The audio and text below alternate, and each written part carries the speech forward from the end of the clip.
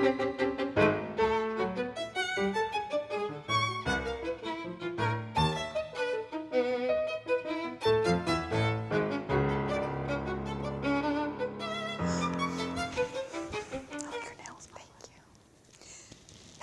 and welcome to Public Affairs Public Access on Houston Media Source TV.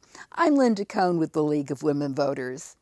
Every year on August 26th, we celebrate Women's Equality Day. The day commemorates the ratification of the 19th Amendment to the Constitution of the United States. It was the 19th Amendment that in 1920 at last secured for American women the right to vote. It's a continuing source of astonishment to me that there are people alive today who are born into an America where women did not have the right to vote, and my own mother is included among those. One small tick on the national timeline separates us from an indignity that our children cannot imagine. The organization, now known as the League of Women Voters, is a direct descendant of the National American Women's Suffrage Association. That was the umbrella group that was so instrumental in securing the right to vote for women. We did not pack it up, however, and call it a day when victory was achieved. We regrouped into an organization devoted to helping everyone, men and women, with reliable, nonpartisan information so that all voters can make informed choices on Election Day. Our three founding principles were that we were to be nonpartisan, non-sectarian, and non-militant. Here in Houston, the Harris County Equal Suffrage Association became the League of Women Voters of the Houston area. And I always get a kick out of reminding people that one of our founding mothers was a librarian named Miss Julia Eidson, who now has a very important building named for her. We joyfully commemorate Women's Equality Day with a little ceremony and a tip of the hat. That's not enough, though. On Women's Equality Day, we welcome our incoming class of rising stars, a competitively selected elite group of individuals who have already proven themselves to be champions of civic engagement and are poised to do so much more. This is our way to congratulate and encourage Houston's emerging generation of leaders, creating a legacy, if you will, just as the suffragists of 1920 created a legacy for us. Three of this year's rising stars are with us this evening, and we are going to learn a little bit about them, about their interests, and most importantly, about their vision for Houston's future. Let me remind our viewers that we are pleased to take your questions and comments. The number is 713-807-1794. That's 713-807-1794. If you'd like to use Twitter, you can reach us with the hashtag LWVHouston. Steve Wu is an engineer by training and a member of the board of directors of OCA Houston, an association of Asian Pacific Island Americans. Esther No is an attorney with a special interest in immigration policy and new Americans, and Megan Ortiz works in marketing and public affairs and has a special interest in civic life. Megan, let's start with you. Tell us a little bit about yourself. Sure. So I'm a proud sixth-generation Houstonian. I was born actually in 1960. I can trace my family back to the early 1820s in the Heights area, which was formerly the country, right? The country part of the city. And just enjoying life, being a Houstonian.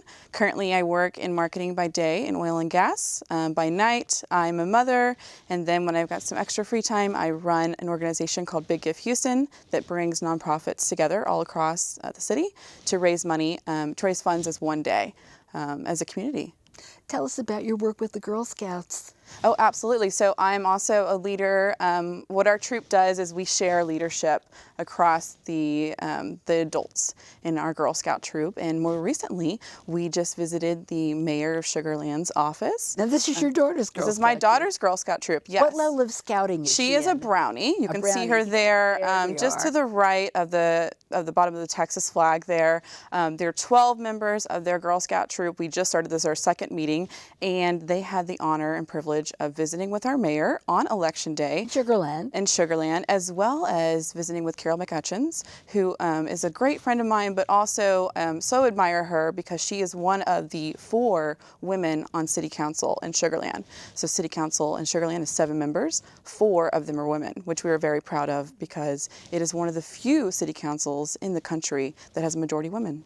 Now, those young ladies that you took to visit with City Hall for a visit are pretty well decked out in paraphernalia. Yes. Is there a civic engagement badge for Girl Scouts? There is, and they all received an American flag as well as their civic engagement badge. What do you have to do to earn a civic engagement badge for Brownie Girl Scouts? You How old have- are the children? They they're are pretty young children. They're all 7. There is one 8-year-old. They're in 2nd grade. They all live in Sugar Land, and they had to visit a monument, a place where we do business as government officials and visit with the various government leaders. So we had the honor and privilege of doing that within Sugar Land, which I call home. And they also had the chance to visit a polling place, which I thought was really important, especially being Election Day.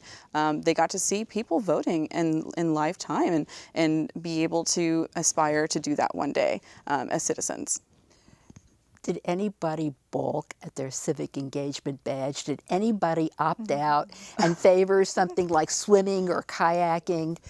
Well, we do a multitude of activities, but they were all very proud. They were all on They were board. incredibly Okay. proud. They were incredibly inquisitive. That's the right answer. They submitted answers. They submitted questions to the mayor prior to the visit.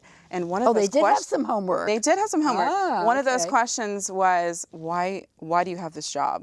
Why do we need you? And I thought that was a really great question. What was the answer? The answer was basically he is Mayor Zimmerman. He's another great guy, another great leader of the city of Sugar Land. He is the face of the city. He makes sure that the city turns, and they also got a chance to meet with the city manager, Alan Bogard, and the mayor did let on that the city manager is actually the person that manages the city. So they were a little confused by that. But just being able to meet these key leaders in our community, I think, is incredibly important. Maybe they won't remember every facet of that visit, but they still will remember the visit overall, and hopefully it'll make an impression on them. And actually, yesterday I learned that 58% of our congressional leaders are former Girl Scouts. Working with young people, is that one of your favorite things? Absolutely. Love it. Absolutely. So who worked with you when you were that age? Oh, my goodness. How did you get the civic engagement bug? You know, I had a wonderful childhood. My parents were very, very involved, come from a great family, and I remember my parents always being very hard workers. In addition to that, we were always volunteering. Maybe the financial means were not there to necessarily give back at every potential occasion, but we were also always at our church feeding the homeless on Thanksgiving before we sat down for our own meal. You know, we talk about the legacy and the promise of Women's Equality Day, and certainly your family has lived that. Were any of your family office holders? Do they aspire to public office? No, nobody in my family has held an office. However, my grandmother does claim that that her great uncle was the sheriff of Sugar Land back in the late 1700s, and I'm still validating that fact.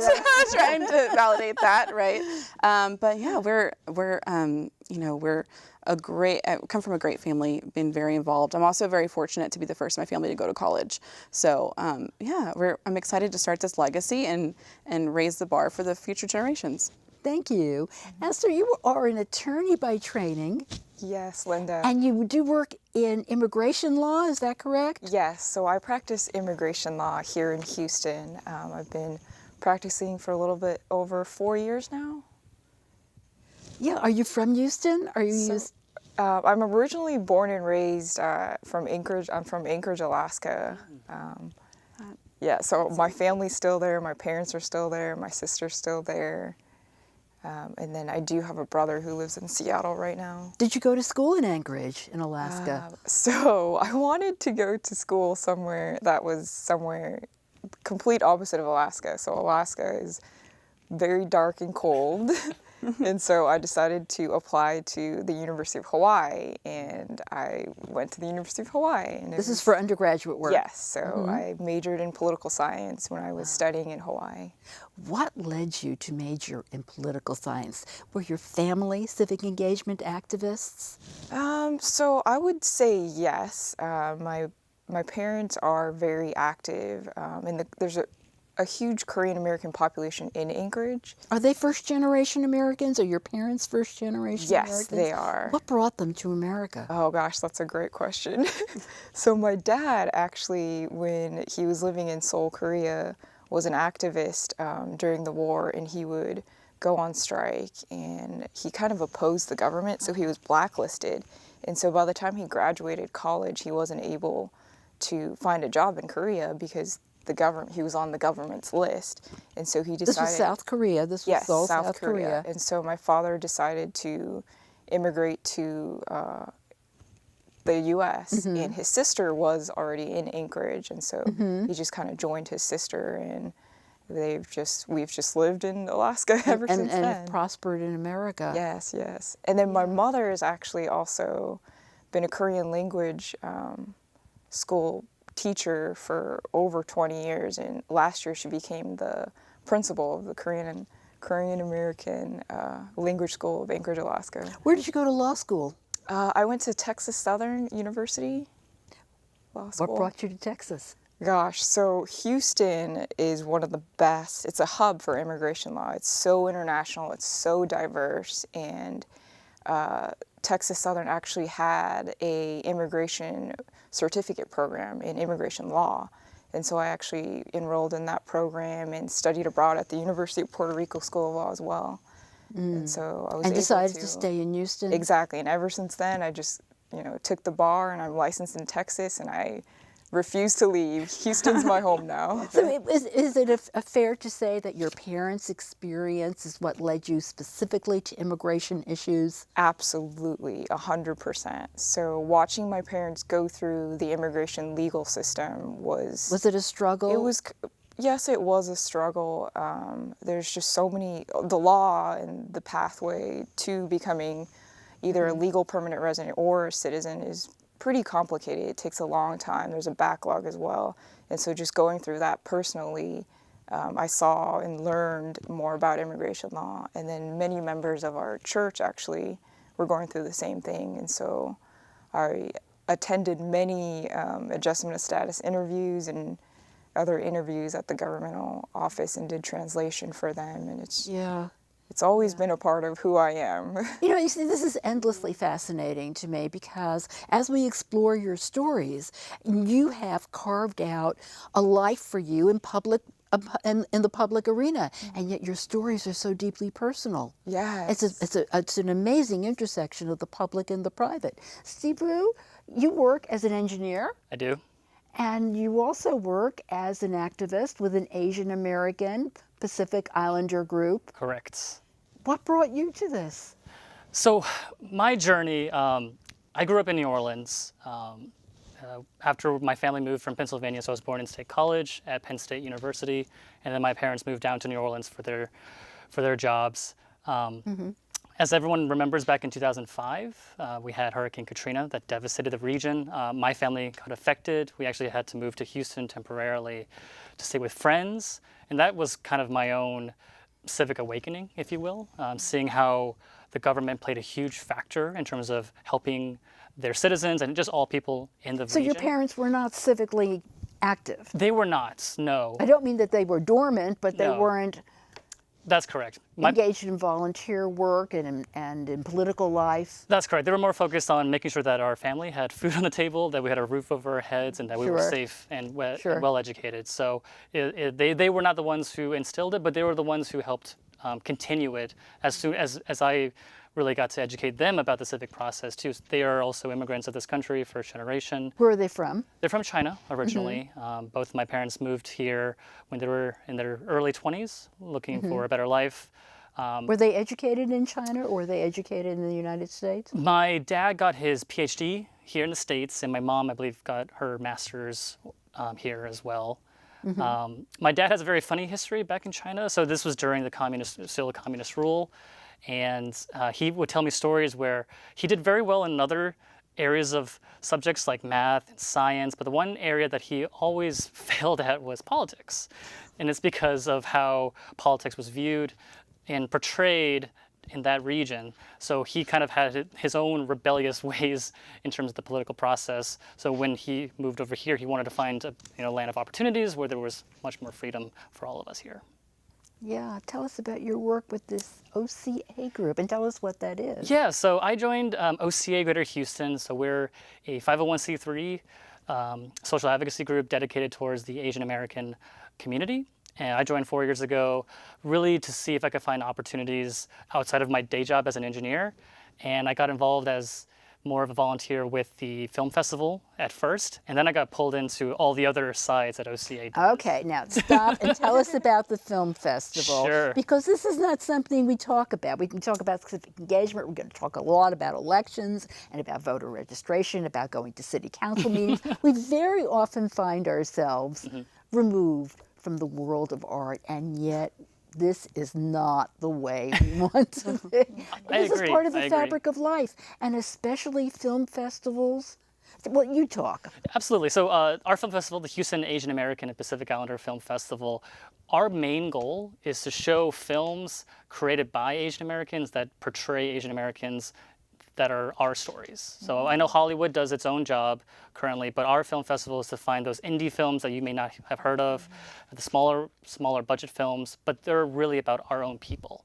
And for me, I think there's a real connection between advocacy work and arts and media because they're intertwined. I mean, arts and media helps portray and shape people's minds of what people are, what communities are. And for us to really tell our own stories our way, I think is extremely important in making sure that the masses here in Houston and across this whole country really understand who we are as a people. And it hopefully helps awaken their own civic process. Can you tell us about some of the films that you've screened? What are they? Are there any titles that we might recognize?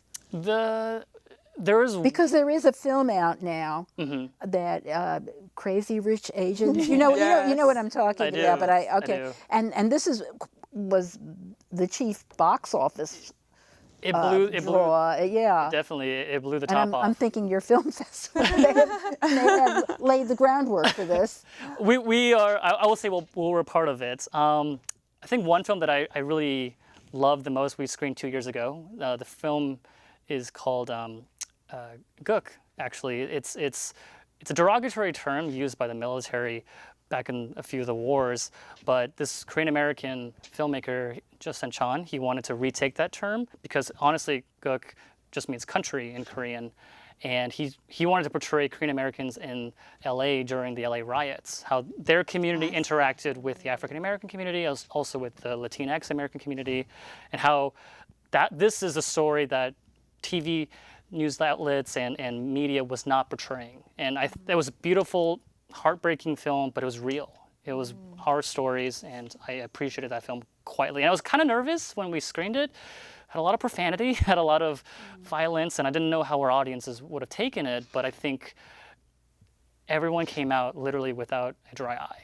And to me, when I see people come out of our events with laughter and or tears, you've made my day. You've made this whole program a success to me. Really thoughtful. Do you accompany your screenings with any type of panel discussions Yes. or learned We do. discussions? We do. We try our best to have either experts in a specific topic that we're talking about, whether it's immigration or civic engagements or advocacy work, and then people in the community itself to talk more past the credits as we talk, to see how people in the audience, you can observe and watch the film, but then you could take additional steps because usually there's a message or a moral to a film itself, and we try to see if we can keep people in the audience so that they can listen to what our panel has to say. Yeah. Tell me, the three of you have talked about your backgrounds. Identity politics is very much with us especially in Houston. To point out, Houston is one of the most diverse places on the planet, maybe second only to Toronto, if not first, and Toronto is second. And yet, we talk about the things that unite us as Americans.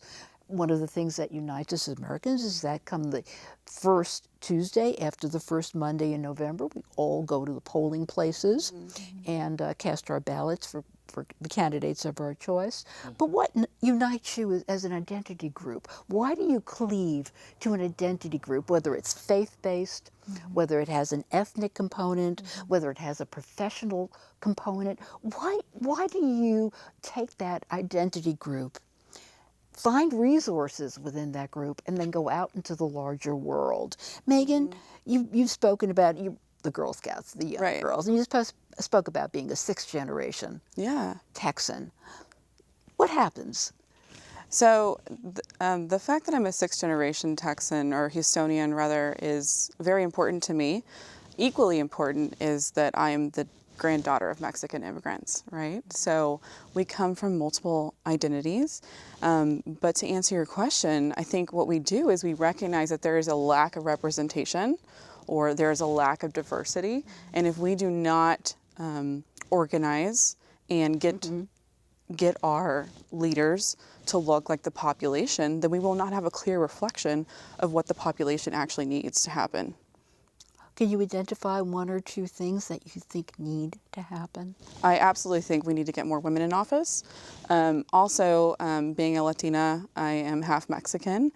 I think there's not enough representation in the United States for the amount of Hispanic. The Hispanic population is only growing, especially in Texas. People constantly look at Texas as what is the United States going to look like? The United States. Yes. Hispanic population is ever growing in the United States, especially in the South Texas region and the Texas region in general. There is no reason why we cannot have more Latinos and Latinas in office.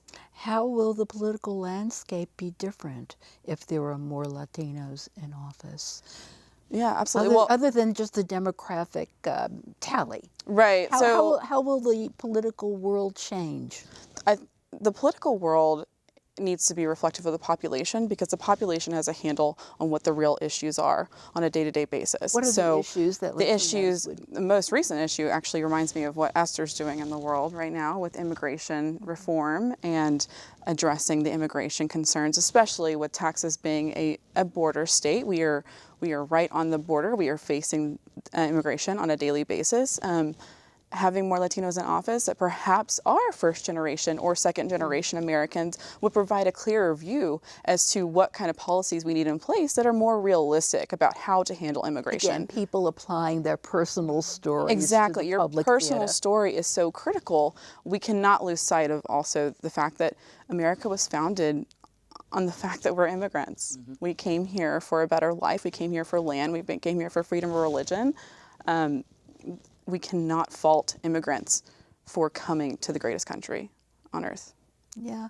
Esther, tell us about your experience working with immigrants. And I know, especially during this election season, you had an opportunity as a person of Korean heritage to offer language translation services. And there was a little bit of a kerfluffle, but I understand the polling place finally did allow you to offer translation services to those who would have wanted you to help. Yes. So tell us all about that. Yes, you're right. So Spring Branch, Houston has a very large Korean American population, and so the Korean American Voters League decided to host a voting. Tell me about this group, the Korean American Voters League. I have not heard about it. I am very eager to learn. Yes, absolutely. So very similar goals to the Women League of Voters. Their mission is to bring out more Korean American voters out to the poll to educate them more. To encourage citizenship for those who were able Yes, they do. to meet those requirements? Yes, so education, empowerment, and getting more Korean Americans out to the poll to vote is their main primary goal. And so they're out there a week ago, and they did run into During the early voting period. Yes, during the early voting period. There was an issue where they weren't allowed to approach the voters in line. because it broke one of the Yeah, the 100 exactly the 100 feet. sterile area around the Exactly. polling place where no electioneering can take Exactly. place. So and- it was, an honest mistake. There was no intention of trying to, win voters or try to be biased or anything. They were simply trying to help Korean Americans who did not know how to speak English or And to just help announcements were translate. made. Yeah, announcements had been made that translation assistance would be available. Exactly. Yes. And unfortunately, some voters were disappointed. But in the end, you were able to offer. What was the accommodation that was made? You had to stay outside the 100-foot sterile zone. And they asked that the voter personally approach the translator And you can ask hold for up a their sign services. that says Exactly. Korean And they did not translation. like that. It kind of seemed like they were, soliciting them. So they wanted. You had a Exactly. accommodation that Yes, worked. Okay, yes. so let's review the basics of voting here. Actually, let's go back one step and review the basics of citizenship. In order to become a citizen, you have to show proficiency in English. Yes, absolutely. So why can't someone who has become a citizen not manage the ballot? Sure. So not only is it about managing the ballot, but it's a little bit more advanced. So just reading the ballot and trying to figure out how to vote is kind of difficult. Yeah, So sometimes the they do logistics of it. require translators. And of course, in Harris County, we have the ballot available and all election materials Yes. available in English, Spanish, Vietnamese, and Chinese. And this is because of the Voting Rights Act. When the Voting Rights Act was first passed back in 1965, it did not apply to language groups. Yes. That was extended by federal court order. Right. And by a consent decree with the United States Department of Justice, Harris County provides all election material in those 4 languages. So, And only in those 4 languages. and not Korean because of a Exactly. population threshold that has not quite been met. Right. Election law does allow for anyone, any voter, to bring any helper of his or her choice Yes. right into the voting booth to assist with translation. Right, that's it. And the helper will have to sign an oath saying they're going to Yes. not encourage anyone to vote for or against any particular candidate or issue, that they will do exactly as they are instructed, and that any translation will be a faithful translation. Yes. So your associates went ahead and signed that oath as appropriate. Yes. They were sworn under oath and they signed the documentation. How many voters did you help that day? So I helped about 10. I know that's not much, but Yeah, well, and it was a very long ballot and a very Exactly. complicated ballot. So I imagine each voter took somewhat longer than 90 seconds at yes, the, yes. at the East Late Machine. Yes, I know that I took a very long time. I took a long time, and I actually took in the voter's guide that the League of Women That's right. That's another quirk in the election Yes. code. You can bring in any type of printed or handwritten material for your own personal use, but don't get near that ballot box with anything electronic. Yes, No yes. No cell phones. smartphones, no tablets, no smartwatches, no laptops, nothing that records sound, nothing that can record a picture. So the poll workers have to carefully monitor for that. And it's kind of quirky for sure, because you can do your research about the candidates online and make all kinds of notes to yourself.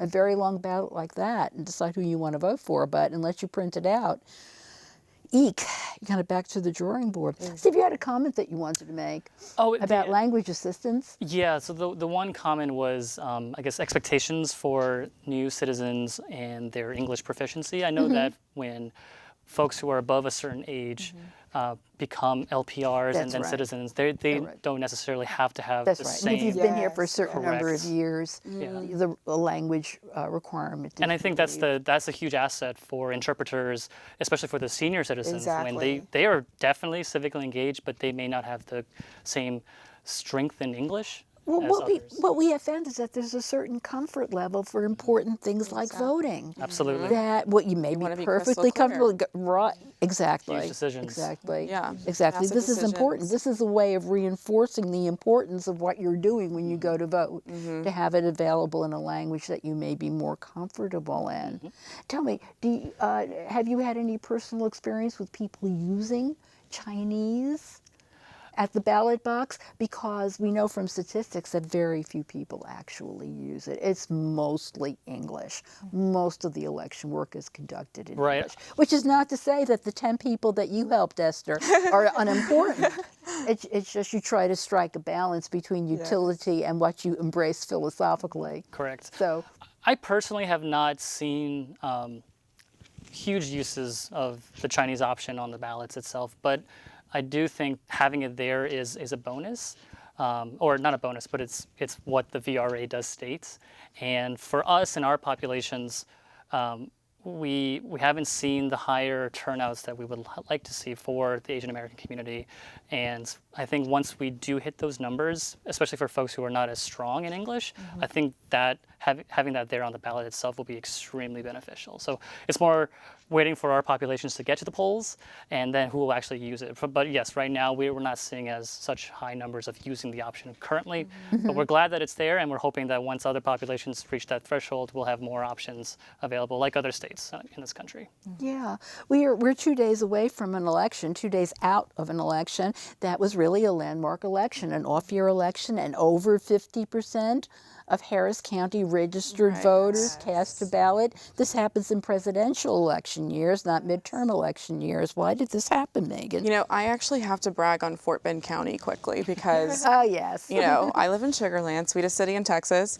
Fort Bend County had 88, I think it was 88.9 or 88% of voters show up. That is outstanding. Almost 90% of people that are registered to vote showed up to vote in this election. It's just fantastic. Was there an issue on the ballot in Fort Bend County that was a compelling issue that people just had to vote on? I think overall people just found this election very compelling. The rhetoric that's been happening in DC versus what's happening locally. We talked earlier about how Texas is a state to watch. If you looked at CNN or Fox News or MSNBC, everyone was watching the Senate race. Everyone was. And we've seen the results of what's happened in straight ticket voting as well, right? People are fed up or they've made up their mind. They go to the polls during a very critical race, such as the Texas Senate race, where they're very excited to vote, to cast their ballot either way, and they end up voting down the line.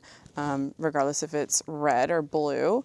Tell us what straight ticket voting is and where we're going to be saying goodbye to it. So sure. So straight ticket voting is where you have the option to select a party over candidates. You select a color, you select a mascot, versus actually going through each individual office One-stop and shop. selecting candidates. And so people do at times, they select a straight party and then they go through and they check to make sure that they're voting for the ones that they want to. But we are doing away with straight ticket voting, and as of 2017, the bill went into place, and 2020 there will be no more straight ticket voting in Texas. Yeah. Tell us what happened on election day in your communities, Esther. Oh gosh, it was great. So I practice immigration law mostly, but I have been going in and out of the criminal and civil courtrooms these days. And there are actually approximately 88 newly elected judges. And out of those 88, these aren't accurate This is numbers. in Harris County now. Yes, This is this not is Fort in- Bend County. As is the case Yes, with- now we're doing Harris County. There's about 28 judges of color that were actually voted, and it's just so diverse and exciting, and it's amazing. And out of those, many women judges were actually voted as well. Yes, yeah. So what happened? Why was voting all the rage in 2018? And this wasn't the case in 2014, the last time we had a midterm election, Yes. which cracked like 30%. In my opinion, I think it's all the hot topic issues that are a huge issue right now, such as immigration, healthcare.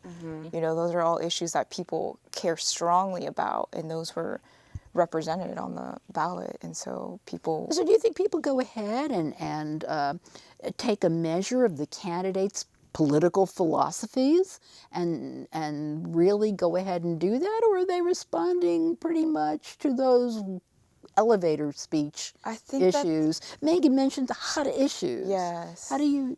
I think that the media has a lot of influence on the way that people perceive some of the candidates and some of the issues, and that's why I think that empowerment and education is so important.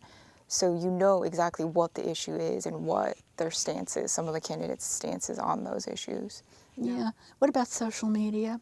Oh gosh, that's yeah. I think Yeah. social media is just Good, bad, indifferent, just another tool, and it depends on how you use it. gosh. Because we have seen an awful lot of traffic in the various social media Yes. outlets through election season, clear Yes. through to election day, and even after election day, with that kind of pithy, staccato sloganeering, Absolutely. signaling usually your own groups. Exactly. Your own identity groups as to which candidates to vote for when. Absolutely. If there's a problem at the polls, it's amplified. Exactly. If a candidate, yep. yeah, Yes. yeah. How does that play out with Korean Americans, for example? Do you have your own group of social media? Yes, so Where there are those Facebook pages, you know, You do have every them. group has the Facebook page, and so constant updates, Twitter pages, you know. You think that this immediacy is kicking up the civic Absolutely. engagement game? I think so, yes, absolutely. Social Yeah. media is having a huge impact on everybody and everything. I will say that for me, seeing a lot of activity on social media was very exciting because you start to see people involved that maybe you thought were more dormant when it came to political issues. People like to say, I don't get involved in politics. It's like politics gets involved with you, right? Right. But I'm still not convinced that a majority of our voters are super active on social media. One thing I did after the election, just being a numbers nerd, I went in and started looking at followers of various candidates and to see who won versus what their followership looked like on social media. And sometimes it was an inverse relationship. So perhaps maybe some of our voters still aren't as engaged on social media, or that's just not the avenue to reach them, but they're still going to make it to the polls and have their voice heard. Now, see, what's been your experience with social media? You deal with another form of media, long-form media, films, and yet social media is a component of our daily life. Absolutely. I think social media, like anything, there's a lot of pros and a lot of cons, but for me, I see it as more beneficial than detrimental. I think for these past elections, we saw that in Texas, the youth groups, the millennial generation, we saw an increase of about 500% in turnout since the 2014 elections. So I think they literally Turnout live and registration. in The the registrations Yes.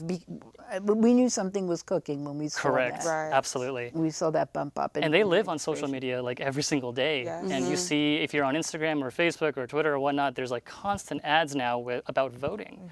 And then the whole campaign of like showing your I vote sticker.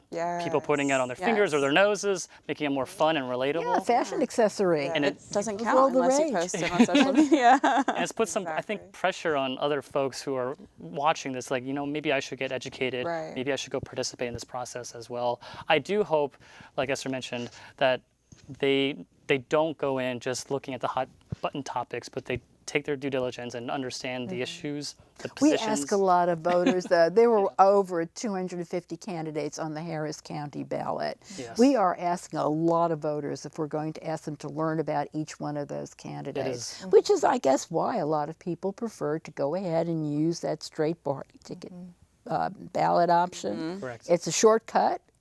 And it won't be available next time out, but it was this time, and a lot of people really took advantage of it. I think close to 1 million people across both parties went ahead in Harris County and took advantage of that. But what would you do to make voting more user-friendly in Texas? I think first off is education. We need to make sure that civic engagement and being a part of politics is normal. I think when you go into school as a young child right now, that career path is not really prioritized or really put a lot of emphasis on. STEM. STEM is huge right now. STEM. It's great. STEM is wonderful. I'm not Fantastic. going to argue with I'm STEM. an engineer, so I understand. Okay, but now it's been softened a little bit. Have you heard the term STEAM? I have, They the throw arts. the A, or Oh, there's I a haven't lot heard that riding yet. on that A. What's that? There's a lot Yeah, riding the on A that for arts. Yeah. Great. And to I that, interrupted you. No, Please no continue. worries. I'm just cheering you on here because this is something that. absolutely. And I think there are a lot of my friends who are looking to see if we can make changes in the Texas curriculum at the public schools, where we can emphasize more government classes, more civic classes, and not just go through a textbook, but maybe field trips to go to City Hall, maybe go to the state legislature, maybe go to your city council meetings and see the people themselves, the process itself, so that it's not so foreign. When you look at these buildings that these people work in, it's kind of like, so when I first visited legislatures, it was a pretty daunting building, large, very menacing almost to an extent, but once you enter and once you see the people do what they do, it's very normalized. And I think that's the part that's missing right now in our schools. Well, I'll challenge you, and I'll say that no matter what you do, civic engagement is part of your life. Absolutely. Civic engagement is a lifelong virtue. It is. How this got lost in the educational shuffle, I'm not entirely certain. And unless we kind of think back to the old Sputnik, all three of you are way too young to remember this, but perhaps you've read about it. Sputnik in the mid-1950s, the Russians were in space. We have to train a whole new generation of American scientists and engineers, and we have to do it in the next 15 minutes before the Russians put up another satellite. Right? That was kind of like a panic. It is, yep. A panic mode, and I think we've experienced something like that again. But we do need people who are educated in history. Seeing the sweep of history is so important because we look back and we see how the great issues, we talked about it a little bit at the beginning, the great issues of various times and places were resolved or perhaps moved closer to resolution. It gives us a pattern for good behavior. It gives us courage to know that we can work our way out of this. But how do you tell someone whose gift is with mathematics that civic engagement is important to you too? There is a place for STEAM in politics as well. I mean, I think anything that deals with making sure that our lives are better, we need those mathematicians, those scientists, those engineers who have those kind of that mindset to be a part of this process. Data analysis right now in analytics and politics is huge. It's like the rage. Absolutely. So anyone who is going through the STEAM path, there is job opportunities for you in politics. So just be aware of that. Absolutely. Megan, you've experienced this firsthand. Absolutely. And one thing I wanted to add is with social media, we're talking about making it more culturally acceptable or almost mandatory that you participate, right? I think everyone posting their pictures, their I voted sticker, as well as everyone posting how long they were waiting in line. That was a massive motivator for, I was already going to go to the polls, but I started checking into early voting day one, right? I would go in and kind of hang out and see what section of the grocery store the line was in today. Was I going to be able to tolerate waiting that line with a 7-year-old? And if not, then you move on. You still had a few more days. I'm typically an election day voter, but I felt a lot of pressure to get in there during early voting. You've heard of the term vote shaming, which seems to have emerged like in the last couple of days. What is it, and how do you feel about it? Megan, go ahead. Oh man, I think it's vote shaming is something we have to have a careful balance to, because we don't want people going to the polls that are uneducated about what is happening on the ballot or what kind of decisions they're making, right? But we need to empower people also. They're the League of Women Voters of Houston. With League of Women Voters all across the country, where they can access material in advance and get nonpartisan information. Candidates have the opportunity to respond themselves. What you're seeing on the paper is exactly what they wrote. What better paper to read than their exact words? Yeah. Tell us about, in addition to these issues of vote shaming and voting as being all the rage within your particular social circles, you speak to so many people who are new Americans, who aspire to be new Americans. You speak to these people every day in the course of your work. Yes. Do any tell you that they want to become an American because they want to be able to vote? Yes, I have heard that many of my clients are excited to become citizens so that they can vote. It's it's a privilege, it's a right, it's a great thing that they have. They're able to contribute to the community, so Yeah. they are very excited. You- They have voiced it to me. Yeah, and you know the League of Women Voters, of course, is at every single naturalization ceremony in Houston, and we provide an on-the-spot voter registration service. And typically, before these new Americans leave the building, and naturalization ceremonies take Yes. place about once a month, and about 2,000 to 3,000 new citizens will be sworn in at these ceremonies, and during the normal course of things, about 70 to 80% will leave the building a new citizen and a new voter. They'll take the few seconds it takes to fill out that card and are very pleased to do so. In the run-up to a presidential election year, it bumps up to 90%. Yes, absolutely. And we saw that same bump up this year to Yes. 90%. And people will tell you, I've lived here for 30 years and I never wanted to become a citizen because of a connection to your homes, a connection Yes. to families, or just didn't get around to it. But when I saw that I could vote for XYZ for president, I Yes. said, and becoming a citizen is not done lightly. Tell us a little bit about the process. It is expensive, it is lengthy, and you gotta wait about a year. Exactly. Yeah. So sometimes you have to wait 3 years depending on your situation, but other times it's close to 5 years as well. And then after that, it'll take about a year.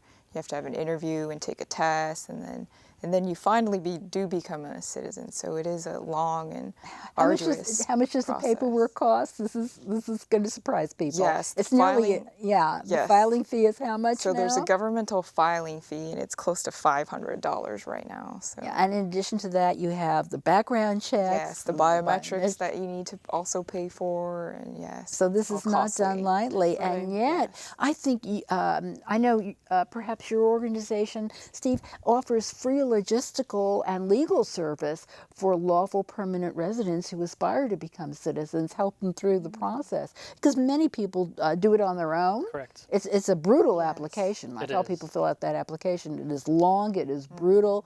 But many people do ask do take advantage of one of the free programs that's available. Other people hire attorneys to help them through the process. Tell me about what's available. Yeah, so our organization, we host free citizenship assistance every first Wednesday or Saturday of each month at the Hope Clinic, which is in the western part of Houston. That's where a large portion of the Asian American population lives, so we wanted to make it accessible to everyone there. And we're right next to where the clinic is, in the corner, and you can come visit us if you have any questions, and it's all free consultation. Obviously, we can't do it for you. We're just going to be there to make sure that you answer the questions correctly in the way that obviously you would answer them. Because there are some really odd questions that they ask, and that for someone who is not proficiently as good as in English, then we will explain it to them in language. So that's the one. Yeah, one my, really my favorite one is right at the beginning when they ask about your name and any aliases. What is, right alias. Well, that just means if your name is Thomas and you're known as Tom, you have to put that down there too. Exactly. So this is not an easy process. So registering to vote is easy. There are Yes. only 10 elements on that voter registration application. You can knock it out in a minute and a half. The naturalization application is, you have to say where you've been practically every month. Yes, Tell us a little bit more about it. I don't So think it's widely appreciated, Esther. Yes. So it's called the N400 form, and so I've actually hosted or been a part of some N400 drives, clinics, whatever you want to call it, where we sit with you and we go over the questions, and we just like what you said you do. It's very similar, and every year they're making it longer, and they're raising the filing fee. And they're asking more difficult questions. You know, are you a terrorist? Right. Stuff like that. Are you a So, communist? That's there by exactly. federal law. That's there. Are you?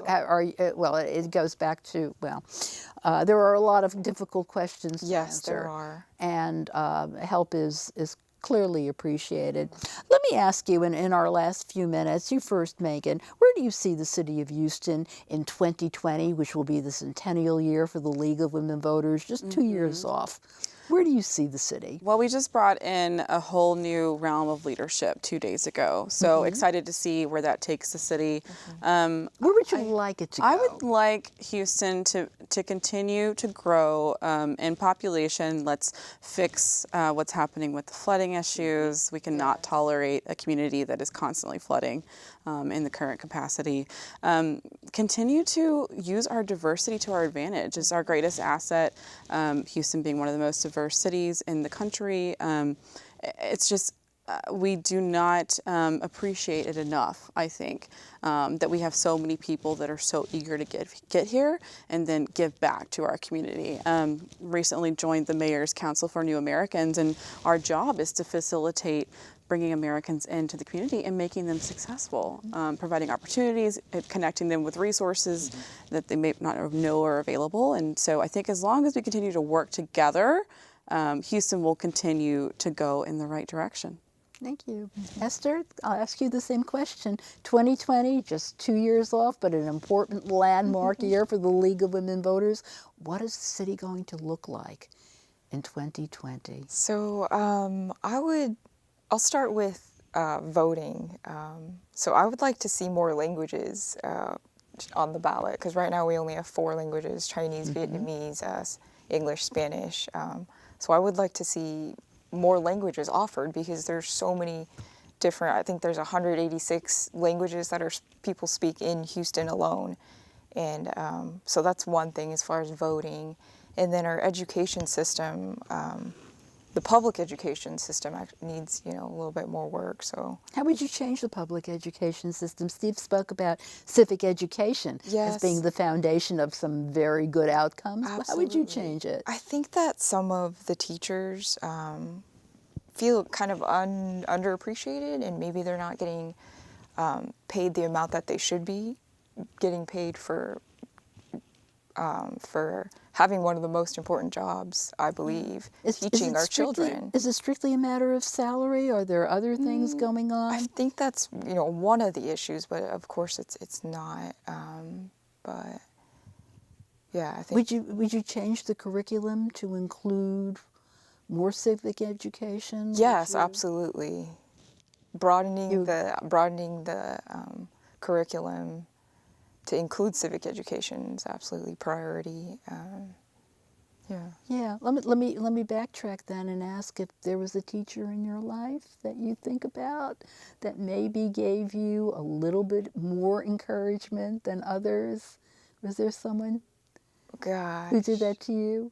If you're looking to provide that for other students, it makes me think Yes. that maybe there was someone who did that for you. Yes, there was early on. I would say my first grade teacher back in Anchorage. She had a really big influence on me in voting, because she had the sticker and she made it seem really cool.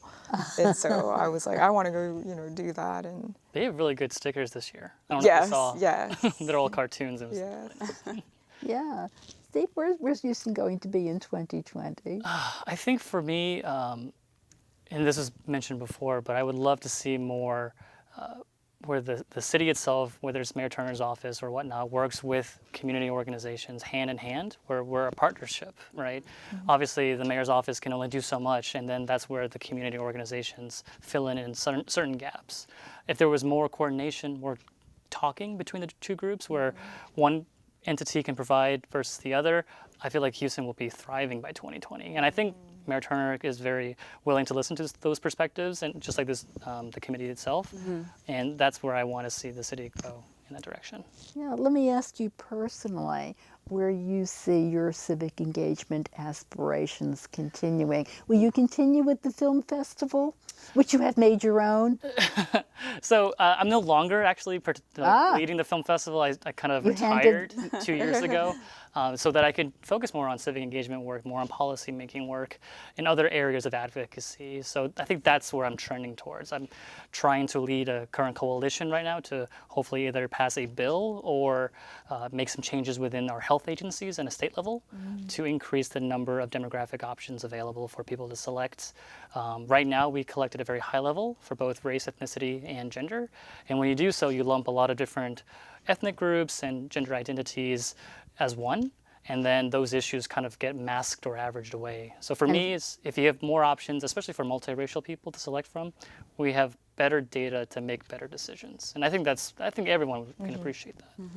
Tell us about the census. Yes, census is coming up. We're in a lot of conversations with the Houston Public Library as well as the Complete Count initiatives that the City of Houston has. Funding has been a challenge so far from a federal perspective, and that's why community organizations are now trying to step up, reaching out to those quote-unquote hard-to-count communities right now, whether it's from a language perspective or an economic perspective. There is a huge change for 2020 census where it's going online. They will still have paper forms, but they're trying to move away from that. So for people who don't use the computer that often, they may be not counted. And that's a problem when you try to have a complete count. So you have a very specific personal agenda for the next few years. I do. Your personal agenda, Esther, as a rising star in Houston, the civic engagement rising star, what would you like to accomplish over the next 2 years? So for me, I'm going to say voting again. The voter's guide was just absolutely so helpful. It's just, I think that the voter's guide should be in more languages. So that's something that I would love to be a part of, to get that out the door in more languages. Yeah, and you, Megan, personally, during your rising star, we're talking about 2020 as a 2-year horizon, but during your rising star year and thereafter, what would you like to do? Yeah, so in 2016, I founded Big Give Houston, which I mentioned earlier. It's Houston's first and only collaborative fundraiser. We bring together all the 11 counties to raise money for local nonprofits. And so what I'd like to see is us to continue to bring on local nonprofits and encourage Houstonians on Giving Tuesday to invest in our local charities, our local initiatives. You talked about earlier about how the city has their various initiatives and then the community has their own. The more we invest in those nonprofits, the greater work that they can do for our community. So I'd like to increase our visibility in the community as well as increase how many nonprofits are participating with us.